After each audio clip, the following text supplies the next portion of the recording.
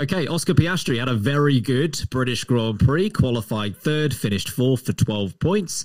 So it's been really the first opportunity he's had to show how good he is halfway through his first season. I'm sure he's fortunate. He's glad that they finally got there with the car. Whether that stays or not is another question. Sam, what are your thoughts on McLaren making the move? We know at the time it was a bit controversial that they had to pay Ricciardo in order for it to happen. Weren't sure about the whole court deal with Alpine. Do you think at this point we can say it was a worthwhile decision, or does more need to happen before you can say that? Do you think Otmar's crying into his cereal? Yes. I mean, both Alpines out. Alonso, good points. Piastri, nearly on the podium. Alonso P3 in the championship. Alonso P3 in the championship. Piastri, first time of asking with a good car. Pretty much sticks it on the podium. Almost levels the same result as best result of Alpine all season. Yeah. I think he's probably more upset about the car than the lineup. I don't think he's doing cartwheels about the lineup, but the car is just not. They're smug about something, though. Smug about being crap is what they're smug about.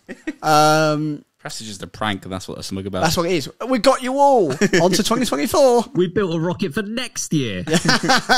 Suckers. Do I think it was worth it? I mean, yeah, no, I do. I think Oscar's had a really tough start to the season, and that is through no real fault of his own. I think he is being relatively consistent when the race and the car allows him to be. But what is consistent when your car is a tractor? It breaks down a lot, it has massive issues, and everyone else is faster than you. Consistently like P12, P13. Every time he's had a chance to be near Norris or whatnot, he's relatively delivered. He's whatnot? I said reserve driver. Michael Whatnot. Oh, God's sake. It's too hot. It is too hot. Yeah, anyway, so Norris, Whatnot. He has delivered. And then the first time of asking, you come to Silverstone, which is a really tough track where you're under pressure. You've got, Ferraris right up your chuff. And other than a safety car, I think you're nailing third place in that race. And like we said on the race review, I think the strategy was actually tipped better to Piastri's favour, and there is every chance that he'd have got the undercut on Norris and potentially jumped him in the pit stop phase. So he could have been second, beating Lando Norris, and that shows me the longevity that they have with Piastri is better than sticking it out with Daniel Ricciardo for another season, who was, we already know, went into his 30s, he was not performing well with how the scenario was going for him at McLaren. He hadn't been for the last year or so either. It wasn't brilliant at Renault, very topsy-turvy, had some great moments, had some bad moments. So when you take a bit of a tough bet, but it is a bit of a generational talent in someone whose junior career was so sensational, yeah, a risk. But I think for the longevity, the team leadership, the risk that Norris could walk off somewhere else, as we've already just discussed with how Red Bull are interested, it makes sense for both their future and for the now. We've just seen that Piastri can deliver when asked to, but he can also deliver in 5 years' time. The money, the investment that they've just given to him overall, it's all gone to Ricciardo, but, it's still an investment in him in a weird way. I think is already showing that it's paying off. He's clearly a very cohesive, strong part of that team, and it was a risk that is paying off for them. Well done, McLaren. I think it was good.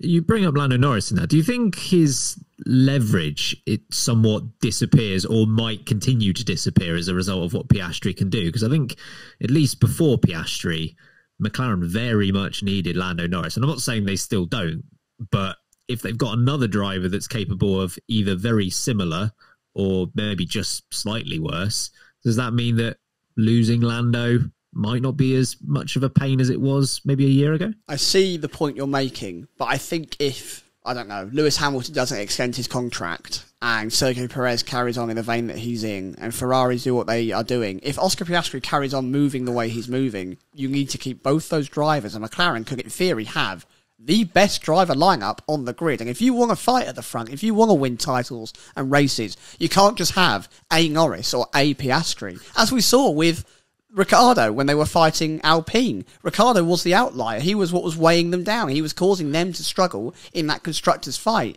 You need to have both sides of the garage firing on all cylinders to be competitive. Now, I don't think that means that Norris loses his edge in contract talks or in negotiations, whatever it might be, or sponsorship deals. I just think that actually McLaren themselves just level up. They get a whole lot stronger. And you need both sides of the garage, right? F1's a team sport as well as an individual players kind of game. You need both sides. This completes McLaren rather than allowing Lando Norris to walk away. I think if they lose Norris, they go back to exactly where they were 2 seasons ago, where they're in a bit of a lost situation. Only one driver looks good. Harry, do you think that McLaren are already in a position to say that they made the right move? Not quite yet. That is not a slight on Oscar Piastri, but what I will say is the car's been rubbish up until Silverstone, or I guess Austria for Norris. And that may have worked in Piastri's favour here, because he's had not quite half a season, but a good chunk of the season out of the limelight a bit. You know, the car's been bottom of the midfield or midfield for most of the season. I bet maybe the 6th best car. Yeah, so they've not really been in the spotlight, not really fighting for points, etc. So I don't know whether maybe that's helped him just hone his skills on the down low. But what is really encouraging for McLaren is that the moment that the car became competitive, i.e. Silverstone, he was right there. He's right there with Norris. So yeah, I wouldn't want to jump to it straight away and be like, definitely justified, but we're a good chunk of the way there to justification. Do you think it's a bit of like the George Russell factor? You got that time in the Williams. I know it's longer, but walks into Mercedes, boom, ready.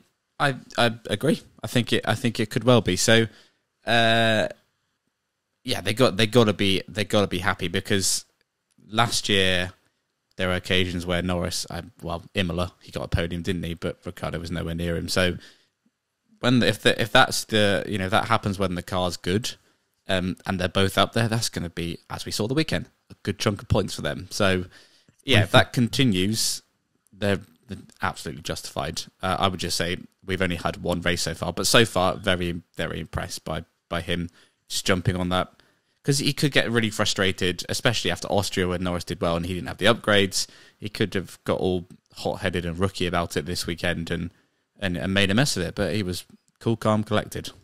He does seem very generally level, doesn't he? Very chilled, man. Chilled. Yeah. It's because he's Aussie. Yeah. Horizontal. They're all so happy. Yeah.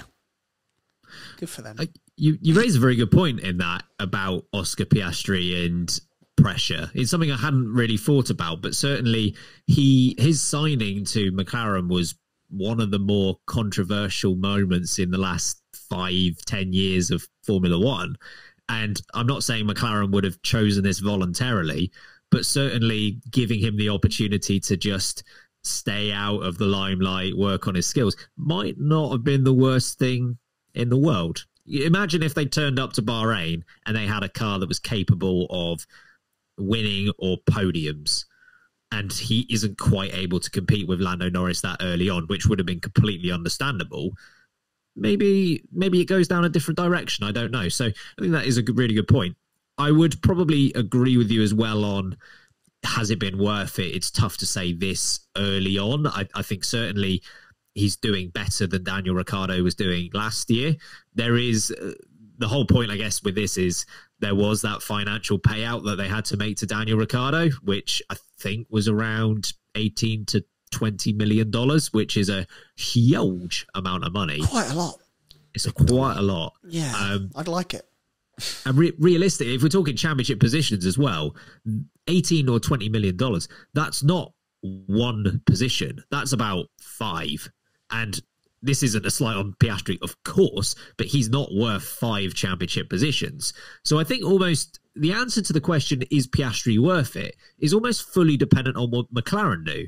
Because if McLaren can't give him a car that is good, let's just say they can't give him a car like they had at Silverstone week in, week out, then he's not worth it, because they've paid all this money for him, but not given him a car with which he can actually contribute positively to championship positions and even championships maybe in a couple of years' time. I absolutely think if McLaren perform and in a few years' time we look back at this question, I would like to think, based on his potential, yes, it will absolutely be worth it. But until McLaren give him something to work with on a consistent basis, I think it's difficult to say, yes, it's 100% worked out, because they had to fork out all that money for something that has so far this season, at least 90% of the season, been a tractor, to your point, Sam. So I would very much like to see McLaren continue on this form. And then in years to come, if Piastri is either winning championships for McLaren or contributing to Constructors' Championships, or at the very least contributing to wins, then I think at that point you can say, well, yeah, they forked out a bit of money, but they did so on a future generational talent. That's going to be worth it, sure. But it's probably a bit too early. You're wrong, Sam. I'm glad we asked that question. 2 out of 3. Don't know. Essentially the answer. Same for the whole podcast so far. There's a lot of what ifs going on. Yeah. And a lot of whatnots. Michael Whatnot. It's good, isn't it? It's something. It's going to try for Pollock Racing. Oh, got a whole lot. This is like a motorsport manager episode. Building a team. Predator Racing, yeah. That is actually a name of a team in the game, if anyone thought that was just a weird reference. Yeah, Ben's got Not a dodgy. Yeah, that's not going to get cut. Oh. Do you love us, Kirsty? Right, that's enough for that topic.